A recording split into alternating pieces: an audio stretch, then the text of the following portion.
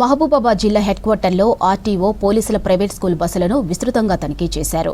Private బస్సులు fitness ఉండాలని ఆదేశించారు. మద్యం తాగి బస్సు డ్రైవింగ్ చేస్తే కఠిన చర్యలు తప్పవని డ్రైవర్లకు వార్నింగ్ ఇచ్చారు.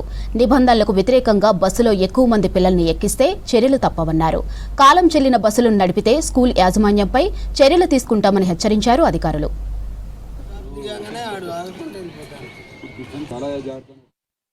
స్కూల్ బస్సెస్ ఏవైతే మహబూబాబాద్ టౌన్లో ఉన్న స్కూల్స్కి పిల్లలను తీసుకొస్తున్నారు, ఆ బస్సెస్ యొక్క ఫిట్నెస్ మరియు ఇతర డాక్యుమెంట్స్ మరియు డ్రైవర్స్ని వారు ఏమైనా మందుదాగి ఉన్నారని చెప్పేసి డ్రంక్ అండ్ డ్రైవింగ్ చెక్ చేయడం జరిగింది.